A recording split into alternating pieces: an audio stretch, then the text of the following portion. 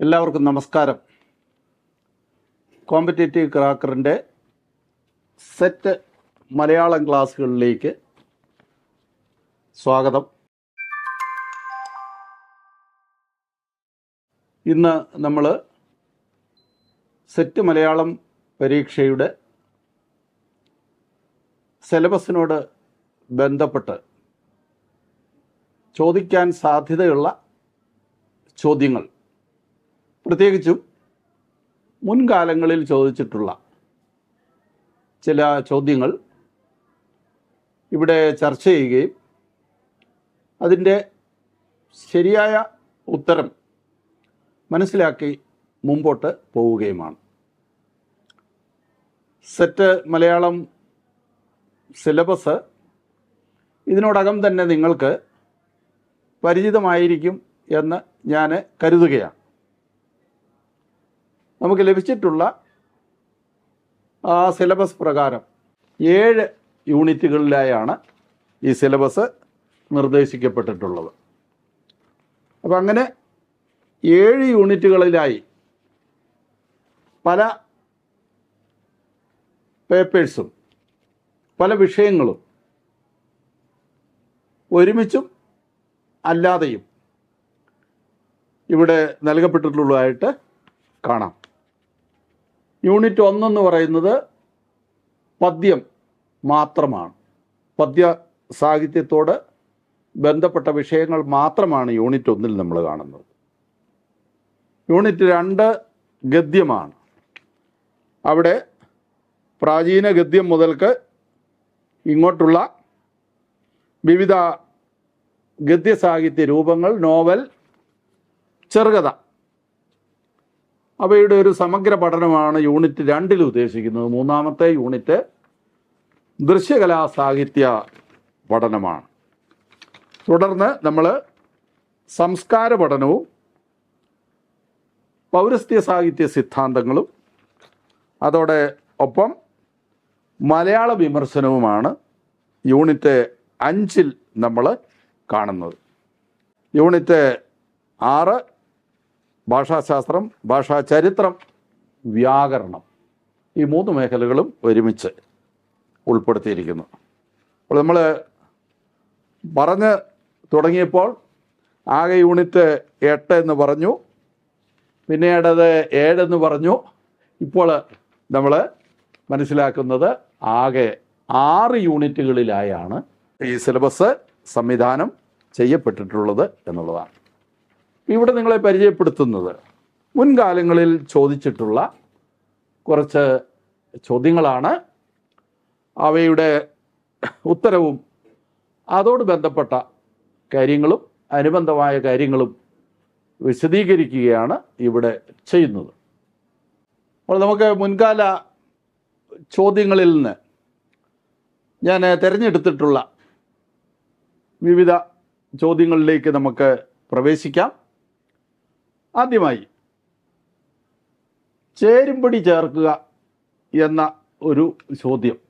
ഈ ചേരുംപടി ചേർക്കുക എന്നുള്ള രീതിയിൽ ഉള്ള ചോദ്യങ്ങൾ പലപ്പോഴും മിക്ക വർഷങ്ങളിലെയും ചോദ്യപേപ്പറിൽ ഒരു 4-5 സെറ്റ് ചോദ്യങ്ങൾ വിവിധ വിഷയങ്ങളോട് ബന്ധപ്പെട്ട് ഇങ്ങനെ കാണാറുണ്ട്.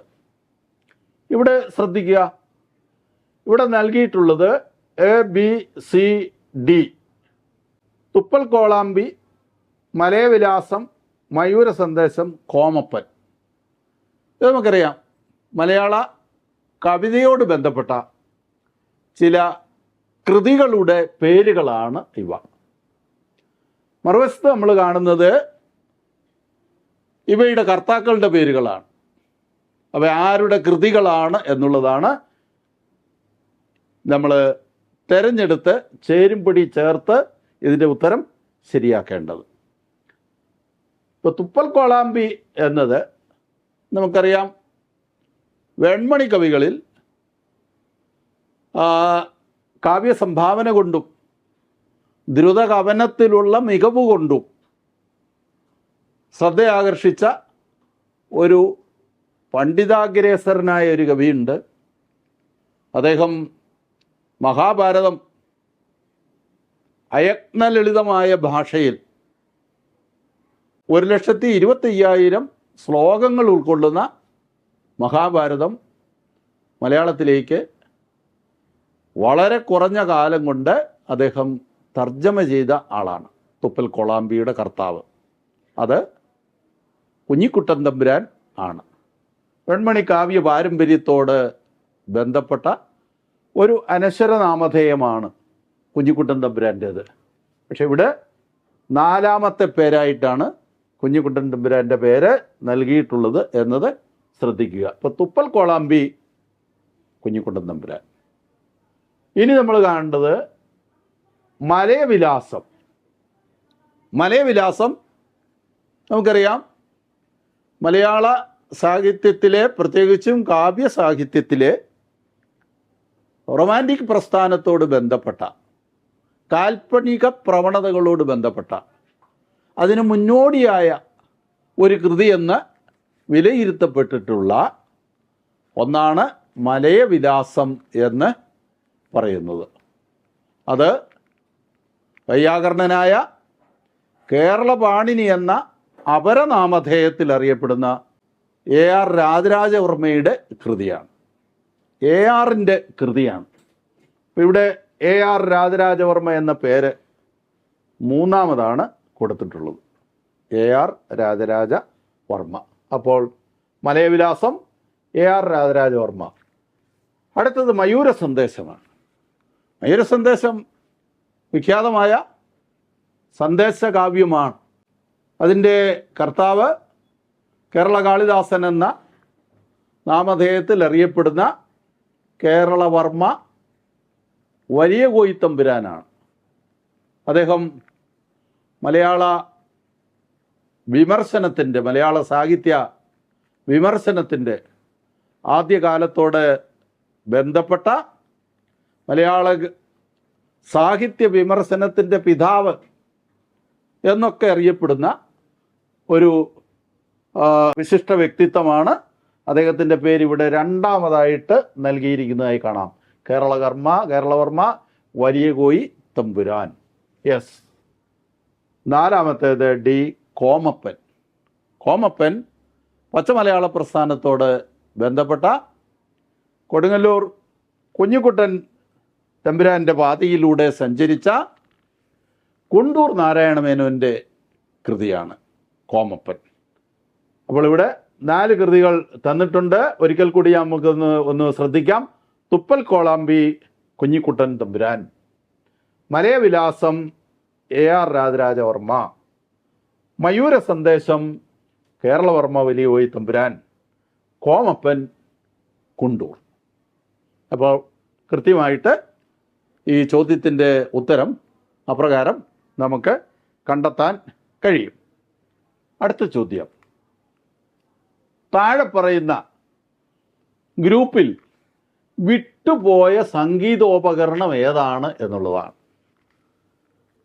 അല്പം നമ്മൾ ഒന്ന് ഈ ചോദ്യം ശ്രദ്ധിച്ചാൽ ഇതിൻ്റെ ഉത്തരം കണ്ടെത്താൻ വലിയ ബുദ്ധിമുട്ടുണ്ടാവില്ല. ഇവിടെ ശ്രദ്ധിച്ച് വിവിധ സംഗീത ഉപകരണങ്ങളുടെ പേര് തിമില, മദ്ദളം, ഇലത്താളം, ഇടയ്ക്ക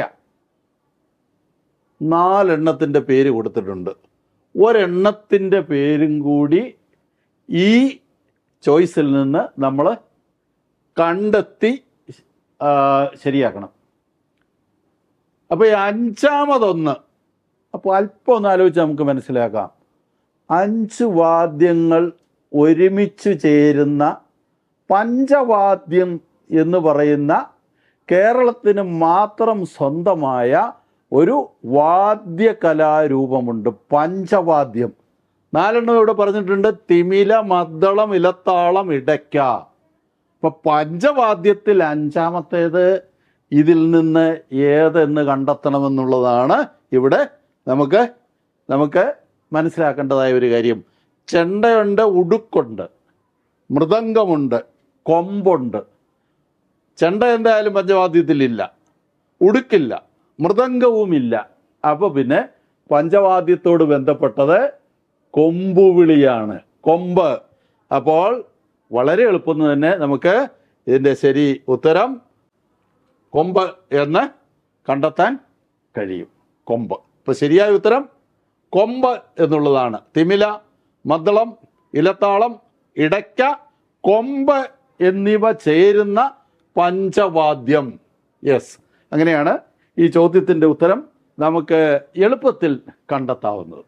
അടുത്ത ചോദ്യം, മലയാള സാഹിത്യവും ക്രിസ്ത്യാനികളും. ഇതൊരു ഗ്രന്ഥമാണ്. ഈ ഗ്രന്ഥത്തിൻ്റെ രചയിതാവ് ആര് എന്നുള്ളതാണ്. മലയാള സാഹിത്യവും ക്രിസ്ത്യാനികളും. ഇപ്പോൾ ക്രൈസ്തവരായിട്ടുള്ള എഴുത്തുകാരുടെ സാഹിത്യ സംഭാവനകളെക്കുറിച്ച് വിലയിരുത്തുന്ന, വിലപ്പെട്ട അറിവുകൾ നമുക്ക് തരുന്ന പണ്ഡിതോചിതമായ ഒരു ഗ്രന്ഥമായി വിലയിരുത്തപ്പെട്ടിട്ടുള്ള, എണ്ണപ്പെട്ടിട്ടുള്ള ഒന്നാണ് മലയാള സാഹിത്യവും ക്രിസ്ത്യാനികളും. ഈ കൃതി ആരുടേത് എന്നുള്ളതാണ് ചോദ്യം. ഇതിൻ്റെ രചയിതാവ് ആര് എന്നുള്ളതാണ് ചോദ്യം. 4 പേരുകൾ ഇവിടെ കൊടുത്തിട്ടുണ്ട്. 4 പേരും ക്രൈസ്തവരായിട്ടുള്ള എഴുത്തുകാരാണ്. സ്കറിയ സക്കറിയ അടുത്ത കാലത്ത് മരിച്ചുപോയി. എൻ്റെ ഗുരുനാഥനായിരുന്നു. ചങ്ങനാശ്ശേരി SB കോളേജിൽ ദീർഘകാലം അദ്ദേഹം മലയാള അധ്യാപകനായിരുന്നു. പിന്നീട് കാലടി സർവകലാശാലയിൽ മലയാള വിഭാഗം ഡയറക്ടറായിട്ടാണ് വിരമിച്ചത്. Scaria Zacharia, PJ Thomas, CJ Thomas, CJ നാടകൃത്തും സ്വതന്ത്ര ചിന്തകനും CJ തോമസ്, KM ജോർജ്, മഹാപണ്ഡിതൻ, സാഹിത്യചരിത്രം പ്രസ്ഥാനങ്ങളിലൂടെ എന്നിവ ഒരു കൃതിയുടെ ജനറൽ എഡിറ്റർ ഒക്കെ ആയിട്ടുള്ള ഡോക്ടർ KM ജോർജ്. ഈ 4 പേരുടെ പേരുകളാണ് ഇവിടെ കൊടുത്തിട്ടുള്ളത്. ശരി ഉത്തരം PJ തോമസ് എന്നുള്ളതാണ്. PJ Thomas. PJ തോമസിൻ്റേതാണ് മലയാള സാഹിത്യവും ക്രിസ്ത്യാനികളും എന്നുള്ള ഗ്രന്ഥം.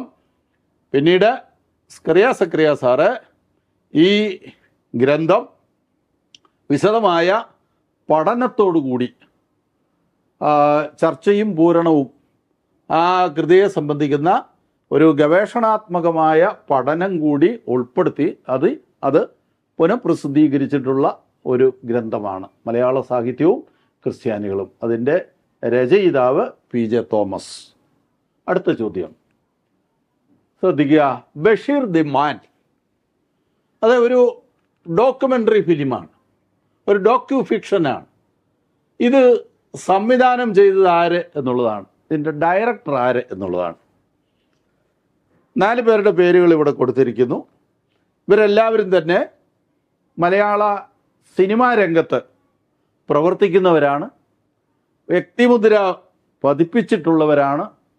ഇവരുടേതായിട്ടുള്ള പല സിനിമാ സംഭാവനകളും ദേശീയ തലത്തിലും സംസ്ഥാന തലത്തിലുമൊക്കെ പുരസ്കാരങ്ങൾ ലഭിച്ചിട്ടുള്ള സിനിമാ സംഭാവനകളാണ്. ബഷീർ ദി മാൻ എന്ന ഡോക്യു ഫിക്ഷൻ ഈ പറയുന്ന 4 പേരിൽ MA റഹ്മാൻ, അടൂർ ഗോപാലകൃഷ്ണൻ, ഡോക്ടർ ബിജു മനോജ് ഖാന, ഇവരിൽ ആരുടേതാണ് അല്ലെങ്കിൽ അതിൻ്റെ സംവിധായകൻ ആര് എന്നുള്ളതാണ് ചോദ്യം. സംവിധായകൻ MA റഹ്മാൻ എന്നുള്ളതാണ്. MA റഹ്മാൻ എന്നുള്ളതാണ് ശരിയായ ഉത്തരം. അടുത്ത ചോദ്യം, നാടൻ പാട്ടുകളുടെ സവിശേഷതയായി പരിഗണിക്കാൻ പറ്റാത്ത ഘടകമേത് എന്നുള്ളതാണ്. ഇത് നമ്മുടെ സിലബസിൽ ഞാൻ പറഞ്ഞല്ലോ 6 യൂണിറ്റ്. ആ 6 യൂണിറ്റിൽ ആദ്യത്തെ യൂണിറ്റാണ് യൂണിറ്റ് 1 പദ്യം. ആ പദ്യത്തിൻ്റെ സിലബസിൻ്റെ തുടക്കത്തിൽ തന്നെ നമ്മൾ കാണുന്നത് നാടൻ പാട്ടുകൾ, അവയുടെ സവിശേഷതകൾ, അതിൻ്റെ ആ യൂണിറ്റിലെ ഫസ്റ്റ് മൊഡ്യൂളാണ്. അവയുടെ വർഗീകരണം, അവയിൽ കണ്ടെത്താൻ കഴിയുന്ന സാമൂഹികത, ഇതിനെയൊക്കെ കുറിക്കുന്ന പഠനമാണ് അവിടെ ഉദ്ദേശിക്കപ്പെട്ടിട്ടുള്ളത്. ഇവിടെ ശ്രദ്ധിക്കുക, ചോദ്യം ഇതാണ്: നാടൻ പാട്ടുകളുടെ സവിശേഷതയായി പരിഗണിക്കാൻ പറ്റാത്ത ഘടകമായി ചോദിച്ചിരിക്കുന്നു. പറ്റാത്ത ഘടകം എന്ന് പറയുമ്പോൾ ഇതിൽ ഒന്നേ ഉള്ളൂ, ബാക്കി 3ഉം പറ്റുന്ന ഘടകമാണ്. നാടൻ പാട്ടുകളുടെ സവിശേഷതയായി പരിഗണിക്കാവുന്ന ഘടകങ്ങളാണ് 3 എണ്ണം. ഒരെണ്ണം മാത്രമേ നാടൻ പാട്ടുകളുടെ സവിശേഷതയായിട്ട് പരിഗണിക്കാൻ പറ്റാത്ത ഘടകമായിട്ട് ഇവിടെ നമുക്ക് കണ്ടെത്താനുള്ളൂ. അതേത് എന്നാണ് നമ്മൾ ചിന്തിക്കേണ്ടത്. നോക്കിയേ, ഭാഷയുടെ പഴക്കം നാടൻ പാട്ടുകൾക്കുണ്ട്. അവ എന്ന് രൂപപ്പെട്ടവയെന്ന് പറയാൻ പറ്റില്ലല്ലോ. വാമൊഴിയായിട്ട് പ്രചരിച്ച് പോരുന്നവയാണ്. നാവിൻ തുമ്പിൽ നിന്ന് നാവിൻ തുമ്പിലേക്ക് പകർന്നു പോന്ന് തലമുറകളിലൂടെ സംക്രമിക്കുന്നവയാണ്. അപ്പോൾ അതുകൊണ്ട് ഭാഷയുടെ പഴക്കം എന്നുള്ളത് നാടൻ പാട്ടുകളുടെ സവിശേഷതയായിട്ട് അതിന് ചേരുന്ന ഒരു വിശേഷണം തന്നെയാണ്. അപ്പോൾ അതല്ല ശരിയായ ഉത്തരം. ലളിതമായ പ്രതിപാദനം, വളരെ ലളിതമായ പ്രതിപാദനമാണ് അല്ലേ? മാർജിനലൈസ്ഡ് എന്ന് വിളിക്കപ്പെടുന്ന ജനവിഭാഗത്തിൻ്റെ, ഫോക്ക് എന്ന് വിളിക്കപ്പെടുന്ന ആ ജനവിഭാഗത്തിൻ്റെ ഗാനരൂപത്തിലുള്ള കലാരൂപമാണ് വാസ്തവത്തിൽ നാടൻ പാട്ടുകൾ എന്ന് പറയുന്നത്. അപ്പോൾ വളരെ ലളിതമായ പ്രതിപാദനമാണ് അതിൽ കണ്ടെത്താൻ പറ്റുന്നത്. അതും അതിന് ഈ നാടൻ പാട്ടുകൾക്ക് ഇണങ്ങുന്ന അതിൻ്റെ സവിശേഷതയായിട്ട് നമുക്ക് കണ്ടെത്താൻ കഴിയുന്ന ഒന്നാണ് ലളിതമായ പ്രതിപാദനം. ഗാനാത്മകത, എല്ലാം ഗാനാത്മകമാണ്. ഭക്തിയുടെ തീവ്രത, അല്പം ആലോചിച്ചാൽ ഭക്തിയുടെ തീവ്രത ഒരിക്കലും നമുക്ക് നാടൻ പാട്ടുകളിൽ കണ്ടെത്താനാവില്ല എന്ന് മനസ്സിലാക്കാൻ സാധിക്കും. അനുഷ്ഠാന കലകളോട് ബന്ധപ്പെട്ട ഗാനങ്ങൾ, ആ ഗാനങ്ങളിലാണ്, അനുഷ്ഠാന കലകളോട് ബന്ധപ്പെട്ട ഗാനങ്ങളിലാണ് ഭക്തിയുടെ തീവ്രത നമുക്ക് കണ്ടെത്താൻ സാധിക്കുന്നത്, നാടൻ പാട്ടുകളിലല്ല. അപ്പോൾ അതുകൊണ്ട് ഇവിടെ ഈ ചോദ്യത്തിൻ്റെ ശരിയായ ഉത്തരം ഭക്തിയുടെ തീവ്രത എന്നുള്ളതാണ്, നാടൻ പാട്ടിൻ്റെ സവിശേഷതയല്ല എന്നുള്ളതാണ്. അടുത്തത്, നാടൻ പാട്ടിൻ്റെയും മണിപ്രവാളത്തിൻ്റെയും പാട്ടുപ്രസ്ഥാനത്തിൻ്റെയും ഭാഷാപരമായ പ്രത്യേകതകൾ ഒത്തുചേരുന്ന കാവ്യം. ഇപ്പോൾ 3 കാര്യങ്ങൾ ഒത്തുചേരുന്നതായിട്ടാണ് ഈ ചോദ്യത്തിൽ നിന്ന് മനസ്സിലാക്കേണ്ടത്. 1, നാടൻ പാട്ടിൻ്റെ ഭാഷാപരമായ പ്രത്യേകതകൾ. 2, മണിപ്രവാളത്തിൻ്റെ. 3, പാട്ടുപ്രസ്ഥാനത്തിൻ്റെ. ഇത് 3ഉം നമുക്ക് കാണാം മലയാള കാവ്യചരിത്രത്തോട് ബന്ധപ്പെട്ട, ആദ്യ കാലഘട്ടത്തോട് ബന്ധപ്പെട്ട സവിശേഷതകളാണ് ഇതെന്ന് നമുക്ക് കാണാൻ സാധിക്കും. നാടൻ പാട്ട്, മണിപ്രവാളം, പാട്ടുപ്രസ്ഥാനം, ഇത് 3ഉം ഒത്തുചേരുന്നത്. ഇരവിക്കുട്ടിപ്പിള്ളപ്പോര് അല്ല, തെക്കൻ പാട്ടാണത്. ചന്ദ്രോത്സവം ഇല്ല, ഒരു മണിപ്രവാള കൃതിയാണത്. കൃഷ്ണഗാഥ, ഇതാണ് ശരിയായിട്ടുള്ള ഉത്തരം. ഈ 3 സവിശേഷതകൾ ഒത്തുചേരുന്നതാണ്. കോമപ്പൻ നമ്മൾ നേരത്തെ കണ്ടല്ലോ, കുണ്ടൂർ നാരായണ മേനോൻ്റെ പച്ച മലയാളത്തോട് ബന്ധപ്പെട്ട ഒരു കാവ്യമാണ് കോമപ്പൻ എന്ന് പറയുന്നത്. അപ്പോൾ ഈ ചോദ്യത്തിൻ്റെ ഉത്തരം ഈ 3 പ്രത്യേകതകൾ ഒരുമിച്ച് ചേരുന്ന കൃതി എന്ന് പറയുന്നത് കൃഷ്ണഗാഥയാണ് എന്ന് നമുക്ക് കാണാൻ സാധിക്കും. അടുത്ത ചോദ്യം ശ്രദ്ധിക്കുക. മാധവൻ അയ്യപ്പത്തിൻ്റെ മണിയറ കവിതകളുടെ ചരിത്ര പ്രാധാന്യം എന്ത്?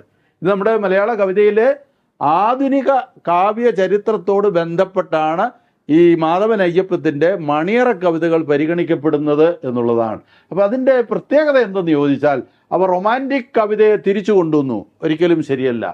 കവിതയ്ക്ക് ആധ്യാത്മികമായ മുഖം നൽകി, ഒട്ടും ശരിയല്ല. ആവിഷ്കരണപരമായ പ്രത്യേകതകൾ വഴി നവീനതയ്ക്ക് തുടക്കം കുറിച്ചു, അതാണ് ശരിയായ ഉത്തരം. മലയാള കാവ്യ ചരിത്രത്തിൽ നവീനതയ്ക്ക് തുടക്കം കുറിച്ച കൃതിയാണ് മണിയറ കവിതകളെന്ന് കാണാൻ സാധിക്കും.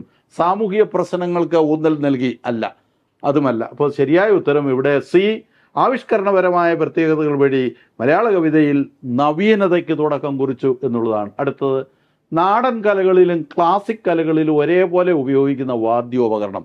ഒന്ന് ശ്രദ്ധിച്ചാൽ, അല്പം ആലോചിച്ചാൽ നമുക്ക് മനസ്സിലാക്കാൻ സാധിക്കും. മദ്ദളം നാടൻ കലയിലില്ല, ഇടയ്ക്ക ഇല്ല, മിഴാവ് ഇല്ല, നാടൻ കലകളിലില്ല. ചെണ്ട ഇതിൽ 2ലും ഉണ്ട്. കഥകളിയിൽ ചെണ്ട ഉപയോഗിക്കുന്നുണ്ട്, നാടൻ കലകളിലും ചെണ്ട ഉപയോഗിക്കുന്നുണ്ട്. അപ്പോൾ ശരിയായ ഉത്തരം നാടൻ കലകളിലും ക്ലാസിക് കലകളിലും ഒരുപോലെ ഉപയോഗിക്കുന്ന വാദ്യോപകരണം ചെണ്ട എന്നുള്ളതാണ്. The correct answer is C, ചെണ്ട. അടുത്ത ചോദ്യം, അനുഷ്ഠാന പ്രധാനമായ നാടോടി നാടകം ഏത് എന്നുള്ളതാണ്. ഇവിടെ 4 പേരുകൾ കൊടുത്തിട്ടുണ്ട്. മുടിയേറ്റ ചവിട്ട് നാടകം, പൊറാട്ട് നാടകം, പൊറാട്ട് എന്നും പറയും, പൊറാട്ട് എന്നും പറയും, കാക്കാരിശി നാടകം. ഇത് നാലും നാടോടി നാടകങ്ങൾ തന്നെയാണ്. ഇതിൽ അനുഷ്ഠാന പ്രധാനമായ ഈശ്വരാരാധനയോട് ബന്ധപ്പെട്ട പ്രമേയം കടന്നു വരുന്ന അനുഷ്ഠാന കലാരൂപങ്ങൾക്കാണ് അനുഷ്ഠാന കലകളെന്ന് വിളിക്കുക. ഇവയിൽ മുടിയേറ്റാണ് ശരിയായിട്ടുള്ള ഉത്തരം. മുടിയേറ്റ്, പൊറാട്ട് നാടകം, കാക്കാരിശി നാടകം, ഇതൊക്കെ കേവലം വിനോദപ്രധാനങ്ങളായ നാടകങ്ങളാണ്. ചവിട്ട് നാടകം ക്രൈസ്തവരുടെ കലാരൂപമായിട്ടാണ് മനസ്സിലാക്കേണ്ടത്. അപ്പോൾ ഈ ചോദ്യത്തിൻ്റെ കൃത്യമായ ഉത്തരം അനുഷ്ഠാന പ്രധാനമായ നാടോടി നാടകം മുടിയേറ്റ് എന്നുള്ളതാണ്. കാളി ദാരിക സംഘർഷമാണ് അവിടെ പ്രമേയമായിട്ട് ഉള്ളത്, മുടിയേറ്റ്. ഇനി ദൃശ്യകലകളിലെ വേഷഭൂഷാദികൾ ഏതു തരം അഭിനയത്തിൽ പെടുന്നു എന്നുള്ളതാണ്. ആംഗികം, ആഹാര്യം, വാചികം, സാത്വികം, ഈ 4 ഒരുമിച്ച് ചേർത്ത് ചതുർവിധ അഭിനയങ്ങൾ എന്നാണ് അറിയപ്പെടുന്നത്. 4 തരം അഭിനയങ്ങൾ: അംഗവിക്ഷേപങ്ങൾ കൊണ്ടുള്ള അഭിനയം ആംഗികം, വാചികം സംഭാഷണം, സാത്വികം ഭാവാഭിനയം, ആഹാര്യം, ശരിക്കും പറഞ്ഞാൽ ഈ ചോദ്യത്തിൻ്റെ ഉത്തരം ബി, ആഹാര്യം എന്നുള്ളതാണ് കേട്ടോ.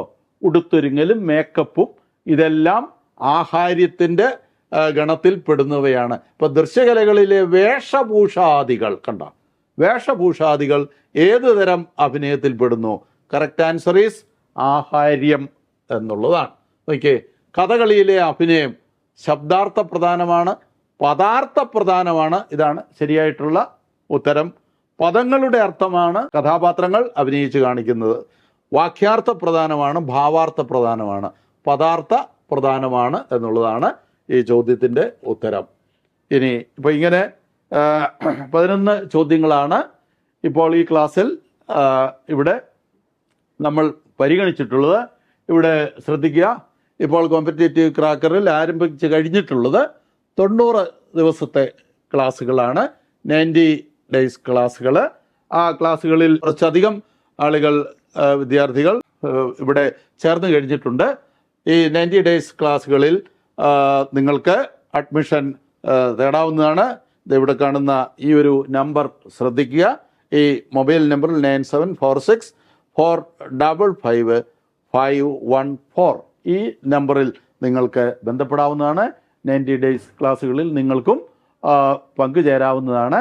ഈ സിലബസ് എന്ന് പറയുന്നത്, സെറ്റ് മലയാളം സിലബസ് എന്ന് പറയുന്നത് ശരിക്കും പറഞ്ഞാൽ HSST മലയാളം പരീക്ഷയുടേത് എന്നതുപോലെ തന്നെ വളരെ പ്രധാനപ്പെട്ട സമഗ്രമായ MA സ്റ്റാൻഡേർഡിൽ ഉള്ള സിലബസ് ആണ്. ഇത് 90 ദിവസം കൊണ്ട് കൈകാര്യം ചെയ്യുന്ന, നിങ്ങൾക്ക് പഠിപ്പിച്ചു തരുന്ന, മനസ്സിലാക്കി തരുന്ന, ഈ പരീക്ഷ എങ്ങനെ അഭിമുഖീകരിക്കണം എന്ന് നിങ്ങളെ പരിശീലിപ്പിക്കുന്ന ഒരു കോച്ചിങ് ആണ് ഇവിടെ ആരംഭിച്ചിട്ടുള്ളത്.